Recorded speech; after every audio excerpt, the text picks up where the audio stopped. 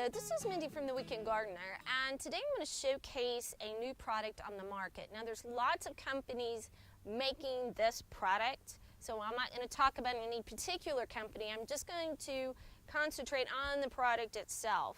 And the product I'm talking about is called a plant ribbon. Now, this plant ribbon is essentially a plant tie, but what makes it different is you're not going to have to worry about removing the tie. And what I mean by that, if you are using the old garden ties, which are like the twisty ties that is on bread, or you're using garden twine, or you're using the wires that are coated with like a rubber substance that keeps bark from being rubbed off and etc. All those have to be removed eventually because it will girdle the growth. With this product, you don't have to do that because it expands. It will not girdle the growth. So it's, one time, tie it on there. You can cut it away once, if you don't feel you need it anymore, but it is not a garden chore that you have to put on your to-do list. And then this is what it looks like. It's pretty givey when you pull it off, and the process is pretty simple, to be honest with you. You're just going to cut off however much you want,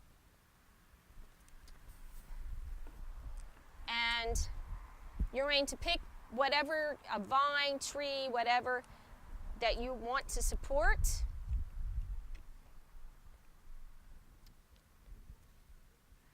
You're going to wrap it around, and there's many ways of tying onto a tree, or not a tree, well you could on a tree, tying to a vine, tying to a tree, a shrub, whatever that you're trying to train. So this is just a general tie, and then you're going to pull it over to the area that you want to tie to. And you see I'm pulling pretty hard on this and it's not breaking. The other thing I like about this is sometimes you really have to tie hard to get that change in the plant material, and you don't have to worry about this material snapping. You don't have to worry about having to go back and adjust the tightness on the vine in this example, because it will adjust, it will give. The other thing is, and as you could tell the wind was blowing, you don't have to worry about it being tied so tight that if you get a windstorm, it's going to snap the plant material off, because again, that tie is very flexible, unlike the other ties that I mentioned, the ones like the bread ties and etc. I also like the fact that it's green. Most garden ties are green, so it can be used as camouflage.